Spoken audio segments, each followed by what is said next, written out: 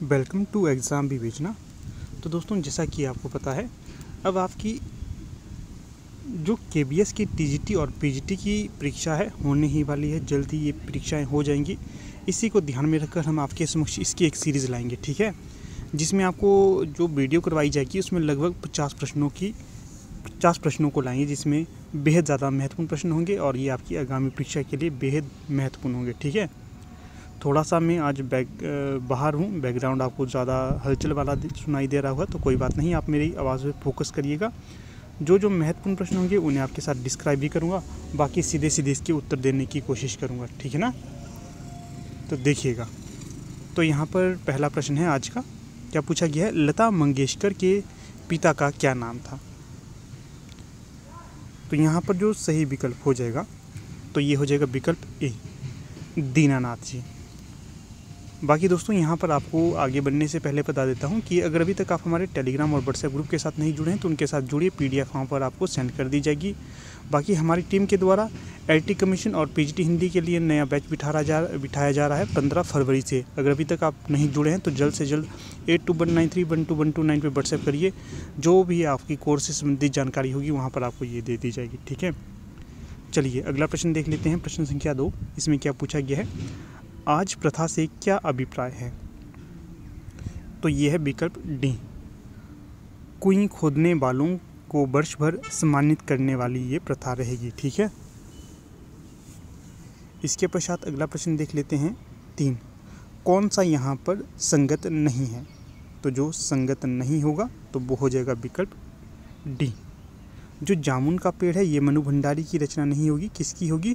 कृष्णचंद्र हैं जो कहानीकार, उनकी ये रचना हो जाएगी, ठीक है, जामुन का पेड़। बाकी आलू अंधारी बेबी हालदार की रचना है। राजस्थान की रजत बूंदे अनुपम मिश्र की रचना है। भारतीय गायिकाओं में बेजोड़ लता मंगेशकर कुमार गंधर्व की रचना हो जाएगी।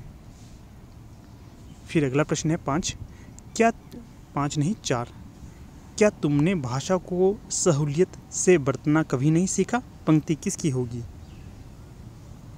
तो जो ये पंक्ति हो जाएगी यहाँ पर, ये हो जाएगी आपकी कुंवर नारायण की। विकल्प बी सही हो जाएगा। फिर अगला प्रश्न है यहाँ पर 5, इसमें क्या पूछा गया है? हरिवंश राय बच्चन की रचना नहीं है। तो एक रचना यहाँ पर ऐसी है जो हरिवंश राय बच्चन की नहीं है, वो कौन सी होगी? मधुबाला है, मधुशाला है, सतरंगिनी है, परंतु जो दुनिया रोज बनती है ये इनकी रचना नहीं होगी। फिर अगला प्रश्न देख लेते हैं 6, डेस्क के लिए समाचारों की आपूर्ति कौन करता है? तो ये करते हैं रिपोर्टर, ठीक है, बी सही विकल्प यहाँ पर हो जाएगा। अगला प्रश्न देख लेते हैं 7, आत्महत्या के विरुद्ध किसकी रचना है? तो ये रचना हो जाएगी यहाँ पर रघुवीर सहाय की, सही विकल्प सी हो जाएगा। फिर अगला प्रश्न है 8, काठ का सपना कहानी संग्रह किसका है? पहले तो ध्यान रखिएगा जी कि जो काठ का सपना है ये कहानी संग्रह है, ठीक है ना, विदाई पूछी जाती है इसलिए आपको कह रहा हूँ। तो ये मुक्तिबोध का कहानी संग्रह हो जाएगा। फिर जो अगला प्रश्न है 9, साहित्य अकादमी से पुरस्कृत रचना कौन सी है? तो 9वें का सही विकल्प हो जाएगा विकल्प सी, चुका भी हूँ मैं नहीं, ये इनकी रचना हो जाएगी। फिर अगला प्रश्न देखिएगा यहाँ पर 10, अनामिका संग्रह में संकलित काव्य कृति है। तो कौन सा सही विकल्प हो जाएगा? तो ये हो जाएगा विकल्प डी, राम की शक्ति पूजा। बाकी जो अधिवास है, बादल राग है, विधवा है, ये भी जो निराला है इनकी रचना हो जाएगी। राम की शक्ति पूजा भी, सरोज समृद्धि भी हो जाएगा, ठीक है, कुकुरमुत्ता भी हो जाएगा। इस प्रकार की आप इनकी रचनाओं को भी याद रखिएगा, ये भी रचनाएं पूछी जाने वाली हैं। फिर अगला प्रश्न देख लीजिए, यहाँ पर क्या पूछा गया है? 11, तुलसीदास की भाषा को पुरानी बैसवाड़ी किसने कहा? तो सही विकल्प जो इसका हो जाएगा, तो ये केलॉन्ग बिम्स के द्वारा कहा गया था, डी सही विकल्प। फिर अगला प्रश्न है 12, घर लौट बहुत रोए माँ बाप अकेले में, मिट्टी के खिलौने भी सस्ते ना थे मेले में, किसकी पंक्ति हो जाएगी? तो ये हो जाएगी फिराक गोरखपुरी की रचना, सी सही विकल्प। फिर अगला प्रश्न देखिएगा 13, रस का अक्षय पात्र सदा का छोटा मेरा खेत चौकन्ना, पंक्ति के रचनाकार कौन होंगे? फिर से पंक्ति को पढ़ेंगे। रस का अक्षय पात्र सदा का छोटा मेरा खेत चौकोना, पंक्ति के रचनाकार बताइएगा। तो ये हो जाएंगे उमाशंकर जोशी। तो सी सही विकल्प यहाँ हो जाएगा। फिर अगला प्रश्न है 14, हिरनी, सोना, कुत्ता, बसंत, बिल्ली आदि पशु पक्षियों का वर्णन किसकी रचना में है? किसकी रचना हो जाएगी? तो ये महादेवी वर्मा हो जाएगी। अगर ये पूछा जाएगा किस रचना में है, तो ये मेरा परिवार में हो जाएगा। मैंने आपको पहले भी ये अवगत करवाया था कि ऐसे प्रश्न पूछे जाते हैं, आपकी परीक्षा हेतु महत्वपूर्ण होते हैं। तो पूर्ण आशा है कि आपने ये ध्यान में रखा होगा। तो अगला प्रश्न यहाँ पर देखिएगा 15 है। पूछा गया है जो परख है ये किसका उपन्यास होगा? पहले तो ध्यान रखिएगा जी, ये जो परख है ये उपन्यास विधा की रचना है। तो पूछा गया है किसका उपन्यास होगा, तो ये यहाँ पर हो जाएगा आपका विकल्प ए, जैनेन्द्र कुमार का ये उपन्यास हो जाएगा। फिर अगला प्रश्न है यहाँ पर 16, इसमें क्या पूछा गया है? काले मेघा पानी दे, जो संस्मरण विधा की ये रचना है, किसका संस्मरण होगा? तो जो यहाँ पर 16 का सही विकल्प हो जाएगा धर्मवीर भारती का ये संस्मरण हो जाएगा। फिर अगला प्रश्न है 17, क्या पूछा गया है? शेर के बच्चे की टाइटल किसको पहलवान की ढोलक कहानी में मिली थी? तो जो ये उपनाम मिला था शेर का बच्चे का, तो ये मिला था आपके काला खां को। ठीक है, डी सही विकल्प हो जाएगा। अगला प्रश्न 18 है, चार्ली चैपलिन का भारत में क्यों महत्व है? तो ये महत्व इसलिए है क्योंकि वह अंग्रेज़ों जैसे व्यक्तियों पर हंसने का अवसर देते हैं। तो यहाँ पर सही विकल्प डी हो जाएगा। फिर अगला प्रश्न देखिएगा 19, माँ ने साफिया से पाकिस्तान से क्या मंगवाया था? तो ये मंगवाया था लाहौरी नमक, डी सी सही विकल्प हो जाएगा। फिर अगला प्रश्न देखिएगा 20, विश्व भारती शांति निकेतन पत्रिका का संपादन किसने किया था? तो ये किया था हजारी प्रसाद द्विवेदी के द्वारा, सी सही विकल्प हो जाएगा। अगला प्रश्न 21 है, हिंद स्वराज किसकी पुस्तक है? तो जो हिंद स्वराज हो जाएगी ये महात्मा गांधी की पुस्तक हो जाएगी। अगला प्रश्न देखिएगा 22, बच्चन ग्रंथावली कितने खंडों में प्रकाशित है? तो ये आपकी 10 खंडों में प्रकाशित होगी। ठीक है ना, डी सही विकल्प हो जाएगा। अगला प्रश्न देखिएगा 23, कुंवर नारायण की पहली कविता कौन सी है? तो 23 का सही विकल्प यहाँ पर हो जाएगा कविता के बहाने। अगला प्रश्न देखिएगा 24, त्रिलोचन को अवध का किसान किसने कहा? तो त्रिलोचन को अवध का किसान कहा था मुक्तिबोध के द्वारा। तो यहाँ पर सी सही विकल्प हो जाएगा। फिर अगला प्रश्न देखिएगा यहाँ पर 25, आंगन के पार द्वार किसकी रचना है? तो सही विकल्प यहाँ पर हो जाएगा आपका अज्ञे। अगला प्रश्न है 26, ओज, औदात्य और विद्रोह का कवि किसे कहा जाता है? तो ये निराला जी को कहा जाता है। तो यहाँ पर सही विकल्प सी हो जाएगा आपका। ठीक है ना। फिर अगला प्रश्न पढ़िएगा, इसमें दिया गया है 27, सीता त्रिजटा संवाद रामचरितमानस के किस कांड में वर्णित है? तो ये हो जाएगा सुंदर कांड। अगला प्रश्न है 28, गुल की बन्नो कहानी किसकी है? तो ये धर्मवीर भारती की कहानी हो जाएगा। अगला प्रश्न देखिएगा 29, इसमें पूछा गया है निम्न में से जैनेन्द्र कुमार की कहानी नहीं है। तो 29 का जो सही विकल्प हो जाएगा आदिम रात्रि की महक। अगला प्रश्न देखिए 30, बंद गली का आखिरी मकान किसकी रचना है? तो ये धर्मवीर भारती की हो जाएगी।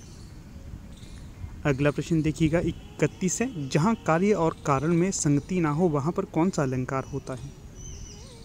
तो यहाँ पर असंगति अलंकार होगा, बी सही विकल्प हो जाएगा। अगला प्रश्न 32 है, कुंडलीय छंद का लक्षण नहीं है। तो कुंडलीय छंद का लक्षण नहीं होगा, प्रथम 4 पंक्तियाँ रोला व अंतिम 2 पंक्तियाँ दोहा छंद की होती है। अगला प्रश्न देखिएगा 33, किस आचार्य ने शक्ति शब्द का प्रयोग काव्य हेतु प्रतिभा के लिए किया था? तो ये मम्मट के द्वारा किया गया था।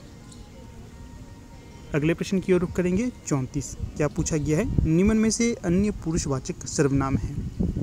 तो ये तो हो जाएगा वह। अगला प्रश्न देखिएगा 35। गोपाल अच्छा लड़का है वाक्य में विशेषण है।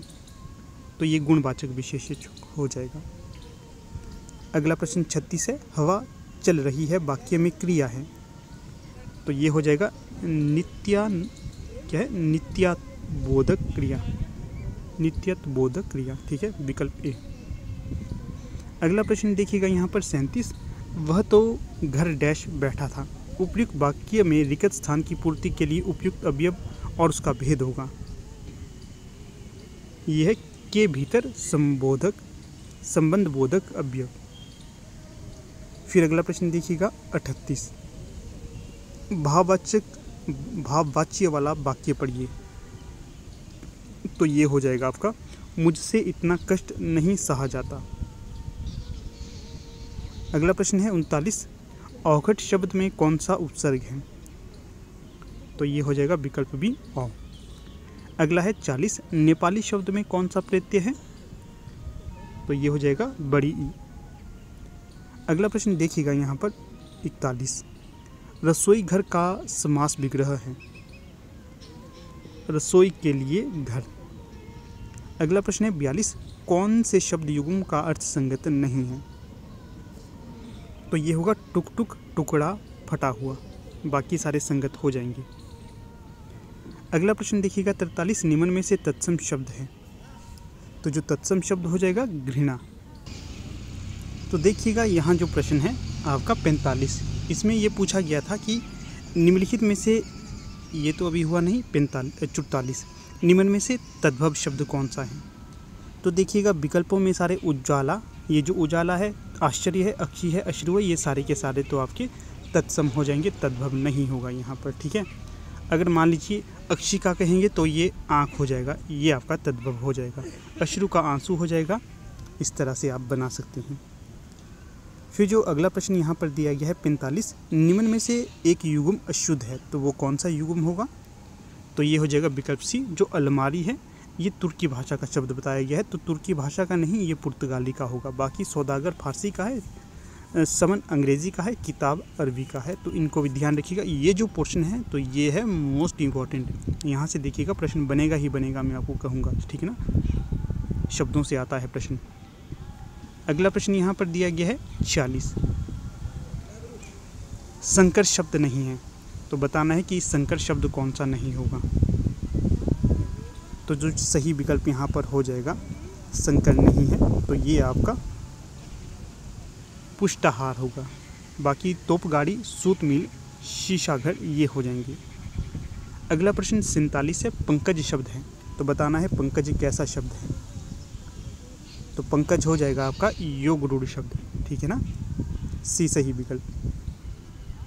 अगला प्रश्न है 48। यौगिक शब्द है। तो यौगिक शब्द कौन सा होगा, देवालय। अगला प्रश्न है 49। निम्न में से योग रूढ़ शब्द नहीं है। तो जो योग रूढ़ शब्द नहीं होगा तो ये महापुरुष। बाकी सारे यहाँ पर योग रूढ़ हो जाएंगे। फिर अगले प्रश्न की ओर रुख करते हैं। तो अगला प्रश्न यहाँ पर दिया गया है, दशानन शब्द है। तो ये दशानन कैसा शब्द होगा। तो ये योग रूढ़ शब्द ही होगा, ये सही विकल्प हो जाएगा। अगला प्रश्न है 51। निम्न में से कौन सा शब्द स्त्रीलिंग है। तो जो स्त्रीलिंग शब्द होगा तो ये हो जाएगा अरहर। बाकी चना, बाजरा और उड़द, ये तीनों की तीनों पुल्लिंग हो जाएंगे, अरहर स्त्रीलिंग हो जाएगा। तो दोस्तों कुछ इस प्रकार से आज की हमारी वीडियो थी। यहाँ पर हमने 50-51 प्रश्नों को डिस्कस किए। ये सारे के सारे बेहद इम्पॉर्टेंट है आपकी परीक्षा हेतु। तो इसी तरह की एक हम आपके लिए एक सीरीज चलाएंगे KVS TGT और PGT वालों के लिए, खासकर उन्हीं के लिए कहूँगा। बाकी ये जो हिंदी साहित्य और हिंदी ग्रामर के प्रश्न होते हैं, प्रत्येक हिंदी साहित्य की परीक्षा के लिए महत्वपूर्ण होते हैं, परंतु यहाँ पर मैंने नाम आपके लिए स्पेशल दे दिया है कि KVS TGT और PGT के लिए सीरीज चलेगी। ठीक है, तो ध्यान से इन प्रश्नों को नोट करते रहिए जो आपको नहीं आते हैं। बाकी फिर से कहूँगा, हमारी टीम के द्वारा LT commission, HP LT commission और HP PGT हिंदी के लिए कोर्स लॉन्च कर दिए गए हैं। 15 फरवरी से ये शुरू होंगे। जो एनरोल होना चाहता है तो वो 8219312292 WhatsApp करिए, तो वहाँ से आपको सारी जानकारी दे दी जाएगी इससे संबंधित। तो चलिए फिर यहाँ पर वीडियो का समापन कर लेते हैं। आप लोग अंत तक बने रहे, इसका बहुत बहुत धन्यवाद।